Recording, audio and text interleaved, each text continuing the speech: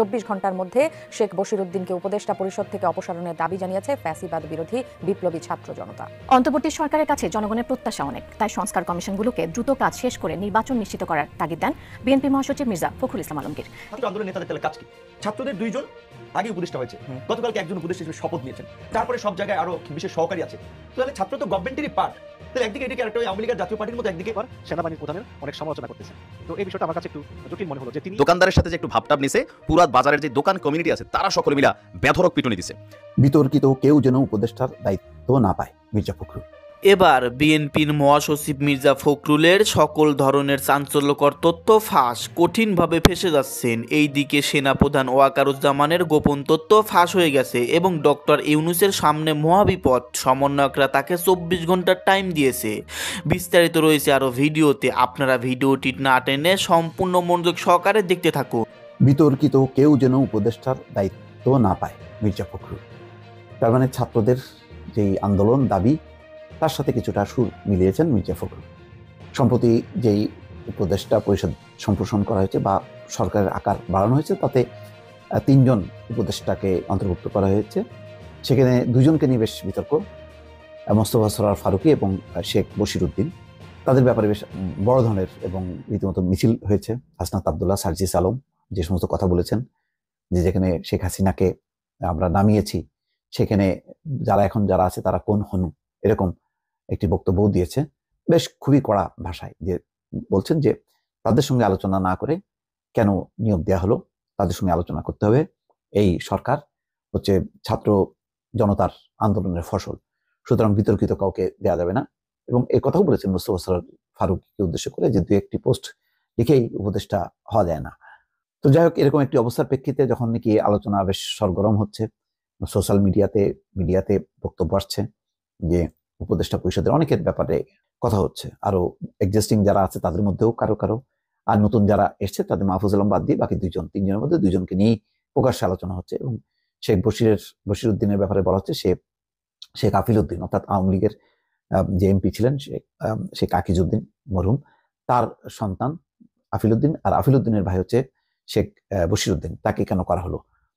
এই সমস্ত গুলো যখন নাকি বেশ কালকে বলতে গেলে অনেক রাত পর্যন্ত জোরালো ছিল, এবং এটা শুধু কেউ বিবৃতি দিয়েছে তা না, রীতিমতো মিছিল করেছে, সমাবেশ করেছে এবং তাদেরকে বাদ দেওয়ার জন্য বলছে তখন মির্জা ফখরুল ইসলাম ঠিক তেমন কথাই বলেছেন। খবরে বলা হচ্ছে বর্তমান সরকারে বিতর্কিত কাউকে যেন উপদেষ্টার দায়িত্ব দেওয়া না হয় সেদিকে খেয়াল রাখা উচিত বলে মন্তব্য করেছেন বিএনপির মহাসচিব মির্জা ফখরুল ইসলাম আলমগীর। মঙ্গলবার দুপুরে লালমনিরহাটের বড় বাড়িতে শহীদ জিয়া স্মৃতি টুর্নামেন্টের উদ্বোধন অনুষ্ঠানে প্রধান অতিথির বক্তব্যে তিনি এই কথা বলেন।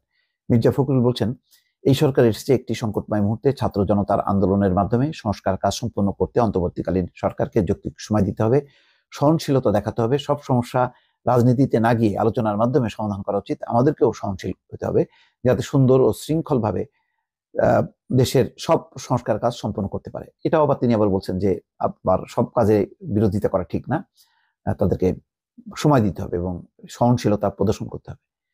মির্জা ফখরুল আবারও বলছেন যে ফ্যাসিবাদী আওয়ামী লীগ সরকার প্রত্যেকটি সেক্টরকে দুর্নীতি এবং অনিয়মের মাধ্যমে ধ্বংসের দ্বার প্রান্তে নিয়েছিল, তাই সংস্কার দ্রুত সম্ভব না।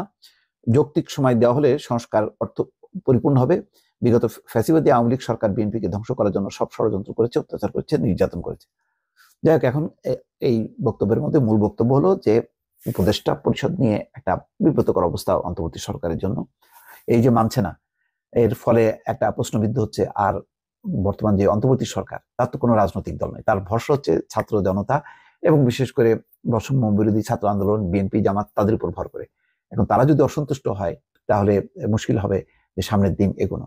এই জন্য আমি এর আগেও বলেছি যে সম্ভবত একটা লিয়াজো কমিটি যদি থাকতো, যারা সরকারের বাইরে যে সমস্ত রাজনৈতিক দল আছে, বিএনপি, জামাত, বৈষম্য বিরোধী ছাত্র আন্দোলন, বাম জোট, এদের মিলে একটা লিয়াজো কমিটি, 10 জনের একটা লিয়াজো কমিটি থাকলে সরকার যে কোনো নীতি নির্ধারণী বিষয়ে, নিয়োগের বিষয়ে তাদের সাথে পরামর্শ করে যদি নিয়োগ দেয়, তাহলে এই বিভেদ বা ব্যবধান বা একটা যে আস্তে আস্তে দূরত্ব বাড়ছে সেটা কিন্তু থাকতো না, বরং সরকার অনেক গতিশীল হতো। দর্শক ভালো থাকবেন, আল্লাহ হাফেজ।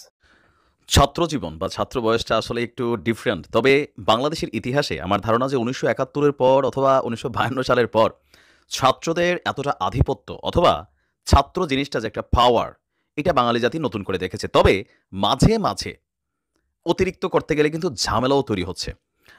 এই মুহূর্তে বিভিন্ন জায়গায়, বাংলাদেশের বিভিন্ন জায়গায় সমন্বয়কদের একটা অংশ তারা পজিটিভ কাজ করছে, নানান ধরনের কি বলা হয় যে পরিকল্পনায় আগাচ্ছেন। আবার কোথাও কোথাও ছাত্র পরিচয়ে আপনার কিছু অনৈতিক কর্মকাণ্ড করারও চেষ্টা চলছে। আর এগুলোতে হচ্ছে কি, জনগণের হাতে ব্যাপক ধোলাইও কিন্তু খেতে হচ্ছে। এখানে আমি বারবার বলি, ছাত্রদের খেয়াল রাখতে হবে যে তোমরা কোনো পলিটিক্যাল মানে মুভমেন্টে নাই। যখন একজন পলিটিক্যাল মুভমেন্টে থাকে তখন হয় কি, অমুক এলাকার তমুক পোস্টের তমুক নেতা, তো তার সাথে কেউ ঝগড়া করতে সময় হিসাব করে যে না, তারা একটা পলিটিক্যাল পাওয়ার, বা সামহাও এটা বাংলাদেশের ট্রেডিশন এবং কালচারে পরিণত হয়ে গেছে। তো আজকে আমি যেটা দেখলাম, ঘটনা হচ্ছে আপনার এটা রংপুরের ঘটনা। রংপুরে মোবাইল ফোন কিনে প্রতারণার শিকার হওয়ায় দোকানে সেই ফোন ফেরত চাইতে গেলে ফেরত দিতে গেছিল। আর সেই ঘটনায় কানেক্টেড হচ্ছে বেগম রোকেয়া বিশ্ববিদ্যালয়ের 3 শিক্ষার্থী। দোকানদারের সাথে যে একটু ভাবটাব নিছে, পুরা বাজারের যে দোকান কমিউনিটি আছে তারা সকলে মিলা বেধড়ক পিটুনি দিছে। আবার ওইখানে পুলিশ উপস্থিত ছিল, কিন্তু কোনো কার্যকরী ভূমিকা আবার পুলিশ পালন করে নাই। এই নিয়ে পুলিশ পড়ছে তোপের মুখে। তবে এই তোপের মুখে পুলিশকে পড়াটা নতুন কিছু না। এই মুহূর্তে সারা বাংলাদেশে সেনাবাহিনীর সামনেও, পুলিশের সামনে, র্যাবের সামনে অনেক জায়গায় অনেক ঘটনা ঘটছে। পুলিশটি এমনি পাত্তা দিচ্ছে না, আবার বিপদে পড়লে পুলিশের কাছেই কিন্তু গিয়া ধর্ণা দিচ্ছে। ঘটনা হচ্ছে আপনার, আমরা যদি দেখি, গতকালকে সন্ধ্যা 7:30টায় রংপুর প্রেস ক্লাব মার্কেটে এই ঘটনা ঘটেছে। আহত 3 শিক্ষার্থী হচ্ছে বেগম রোকেয়া বিশ্ববিদ্যালয়ের ইংরেজি বিভাগের 14তম ব্যাচের মাহাদি হাসান, দুর্যোগ ব্যবস্থাপনা বিভাগের মোহাম্মদ সৌরভ এবং ম্যানেজমেন্ট বিভাগের 12তম ব্যাচের জামশেদ। ঘটনাটা শুরু হয়েছে, আমরা যদি দেখি, ইংরেজি বিভাগের এক শিক্ষার্থী শফিকুল বলছে যে তার বন্ধু মাহাদি হাসান প্রেস ক্লাব মার্কেটের একটি দোকান থেকে 30,000 টাকা দিয়ে একটা মোবাইল কিনছে, নতুন কিনছে। তো কিন্তু কয়েকদিন পর টের পাইছে যে তার ফোনের ডিসপ্লেটি অরিজিনাল না, সেটা নাকি পরিবর্তন করছে। এখন নতুন ফোনের মধ্যে এরকম কাহিনী আসলে কতটা বাস্তবসম্মত।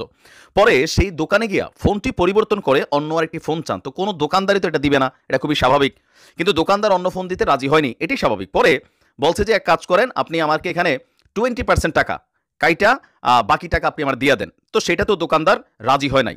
এটা নিয়ে বাকবিতণ্ডার একটা অবস্থানে আইসা নিজেদেরকে একটু ছাত্র মানে থাকে না যে এই মুহূর্তে যেটা চলছে, এরকম ভাব নিতে যাওয়ায় দোকানদার সেই শিক্ষার্থীরে ধৈর্য সম্ভবত থাপ্পড় দিছে। তার সঙ্গে থাকা সৌরভ এবং জামশেদ নামে 2 শিক্ষার্থীও মারধরের প্রতিবাদ করলে আশেপাশের কয়েকজন দোকানদার মিলা বের দিয়া তাদেরকে সেখানে বেধড়ক পিটুনি দিয়েছে। রাত 10:30টায় ঘটনাস্থলে বিশ্ববিদ্যালয়ের প্রক্টর ডক্টর ফেরদৌস রহমানকে ঘিরে ভুয়া স্লোগান দিয়েছে শিক্ষার্থীরা। দেরি করে আসায় তাকে ফিরে যাওয়ারও অনুরোধ করেন। শেষ পর্যন্ত ঘটনাস্থলে 2টি সেনাবাহিনীর গাড়ি আসে। পরিস্থিতি শান্ত করতে সেখানে সেনা সদস্যরা উপস্থিত ছিল।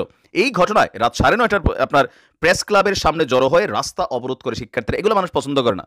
তোমাদের 3 জনের ঘটনা, তোমরা প্রেস ক্লাব কেন অবরোধ করতে গেছো, রাস্তা অবরোধ করতে গেছো, এগুলো অতিরঞ্জিত। এরপর রাত 10টায় ঘটনাস্থলে পুলিশ গেলে শিক্ষার্থীদের তোপের মুখে পড়ে। দ্রুত সময়ের মধ্যে অভিযুক্তদের গ্রেফতারের আশ্বাস দিলেও শিক্ষার্থীরা রাস্তা অবরোধ করে স্লোগান দিতে থাকেন। এই অতিরঞ্জিত ঘটনার কারণে মানুষ এরকম শিক্ষার্থীদের উপর বিরক্ত। তুমি মোবাইল কেনার সময় বাবা ভালো করে চেক টেক করে কিনো, নতুন একটা ফোন দোকানদারকে ডিসপ্লে চেঞ্জ করছে, এটা একটু কেমন অস্বাভাবিক না? একটা অভিযোগ তুললেই তো হইলো না, একটু কুল থাকা দরকার। পরিস্থিতি সবকিছু বিগড়াচ্ছ তোমরা, কাজের কাজ করো, ভালো থাকুন। সম্মানিত দর্শক মণ্ডলী, আপনারা বিস্তারিত ভিডিওতে চাঞ্চল্যকর তথ্য জানতে পারলেন। বর্তমান সময় অনুযায়ী বিভিন্ন তথ্য জানতে পারলেন। সমন্বয়করা ডক্টর ইউনূসকে 24 ঘন্টার টাইম দিয়েছে। এর মধ্যে সিদ্ধান্ত না পাল্টালে সরকার পতনের আন্দোলনের হুঁশিয়ারি দিয়েছেন সমন্বয়ক সার্জিস এবং হাসনাত। বাংলাদেশের সমস্ত ছাত্র জনতা এক হবে, এমনই কঠিন হুঁশিয়ারি দিয়েছেন ডক্টর ইউনূসকে। এইদিকে আবার বিএনপির মহাসচিব মির্জা ফখরুল ইসলাম আলমগীর সমন্বয়কদের সঙ্গে হাত মিলিয়েছে, এমনই একটি পোস্ট সোশ্যাল মিডিয়াতে ভাইরাল হয়ে গেছে। তার একটি মন্তব্য আপনারা শুনুন। বিতর্কিত ব্যক্তিকে উপদেষ্টা নিয়োগ, যা বললেন মির্জা ফখরুল। বিএনপির মহাসচিব মির্জা ফখরুল ইসলাম আলমগীর বলেছেন, 15-16 বছরে দেশের রাজনৈতিক ও অর্থনৈতিক কাঠামো ফ্যাসিবাদ আওয়ামী লীগ সম্পূর্ণরূপে ধ্বংস করে দিয়েছে। গণতন্ত্রের আকাঙ্ক্ষাকে তারা সম্পূর্ণরূপে ধ্বংস করেছে। ফ্যাসিবাদী সরকারের কবল থেকে মুক্তি পেতে বিএনপি সহ অনেক রাজনৈতিক দল 15 বছর ধরে আন্দোলন করেছে, সংগ্রাম করেছে। এই অবস্থায় অন্তর্বর্তী সরকারের কাছে জনগণের প্রত্যাশা অনেক। জাতির সামনে যে সংকট, তা সমাধানের একমাত্র পন্থা হচ্ছে ধৈর্য। সংস্কারের জন্য অন্তর্বর্তী সরকারের সময় দেওয়া উচিত। তিনি আরও বলেন, বিতর্কিত ব্যক্তিকে বিতর্কিত ব্যক্তিকে উপদেষ্টার দায়িত্ব দেওয়ার ব্যাপারে চিন্তা করতে হবে। গণতান্ত্রিক শক্তিগুলোর নেতিবাচক আলোচনায় ফ্যাসিবাদের দোসররা নতুন করে মাথাচাড়া দিচ্ছে। মঙ্গলবার বিকেলে লালমনিরহাটে শহীদ জিয়া সিটি ফুটবল টুর্নামেন্টের উদ্বোধনী অনুষ্ঠানে প্রধান অতিথির বক্তব্যে তিনি কথা বলেন। মির্জা ফখরুল আলো বলেন, বর্তমান সরকার নির্বাচন ব্যবস্থা সংস্কার সহ 6টি বিষয়ে কমিটি গঠন করেছে। তারা যাতে সংস্কারগুলো শেষ করতে পারেন সেজন্য সময় দিতে আমাদের একটু সহনশীল হওয়া উচিত। তিনি বলেন, অনেকেই হয়তো ভাবছেন 3 মাসেই সবকিছু ঠিক হয়ে যাবে, কিন্তু গত সরকারের একটি ধ্বংসযজ্ঞ থেকে দেশকে বের করে নিয়ে আসা এত সোজা তো নয়। তিনি বলেন, নতুন করে যাতে কোনো বিতর্কের সৃষ্টি না হয় সেজন্যই বিতর্কিত কোনো ব্যক্তিকে উপদেষ্টার দায়িত্ব দেওয়ার ব্যাপারে চিন্তা করতে হবে। মির্জা ফখরুল আলো বলেন, বিএনপিকে ধ্বংস করার জন্য ফ্যাসিবাদী আওয়ামী লীগ সব সময় ষড়যন্ত্র করেছে, অত্যাচার করেছে, নির্যাতন করেছে। বিএনপি অঙ্গ ও সহযোগী সংগঠনের প্রায় 60 লাখ নেতাকর্মীর বিরুদ্ধে মিথ্যা মামলা দিয়েছে, প্রায় 700 জনকে গুম করা হয়েছে। দেশের সবচেয়ে জনপ্রিয় নেতা দেশনেত্রী খালেদা জিয়াকে 6 বছর কারাগারে থাকতে হয়েছে। আমাদের ভারপ্রাপ্ত চেয়ারম্যান তরুণ প্রজন্মের নেতা, যার জন্য বাংলাদেশ তাকিয়ে আছে, সেই তারেক রহমানের বিরুদ্ধে মিথ্যা মামলা দিয়ে বিদেশে নির্বাসিত করে রাখা হয়েছে। তিনি আরও বলেন, রাষ্ট্র কাঠামো নির্মাণের জন্য 2 বছর আগে আমরা 31 দফা দিয়েছে। সেই 31 দফা দিয়ে আমরা আন্দোলন করছি, সংগ্রাম করছি। বড়বাড়ি শহীদ আবুল কাসেম কলেজ মাঠে জেলা বিএনপির আয়োজিত অনুষ্ঠানে সভাপতিত্ব করেন জেলা বিএনপির সভাপতি ও কেন্দ্রীয় সাংগঠনিক সম্পাদক আসাদুল হাবিবুল দুলু, বাংলাদেশ ফুটবল ফেডারেশনের সভাপতি তাবিথ আওয়াল, বাংলাদেশ জাতীয় ফুটবল দলের সাবেক অধিনায়ক ও বিএনপি নেতা আমিনুল ইসলাম সহ কেন্দ্রীয় ও স্থানীয় নেতারা উপস্থিত ছিলেন। লালমনিরহাট জেলা বিএনপির আয়োজনে 2015 সালে শুরু হয় শহীদ জিয়া ফুটবল টুর্নামেন্ট। এবারে 6তম প্রতিযোগিতা বসেছে। টুর্নামেন্ট অংশ নিচ্ছে রংপুর বিভাগের 8 জেলার পাশাপাশি রংপুর মহানগর ও সৈয়দপুর রাজনৈতিক জেলা বিএনপির ফুটবল দলের খেলোয়াড়রা। ভিডিওতে আপনারা চাঞ্চল্যকর তথ্য পেলেন।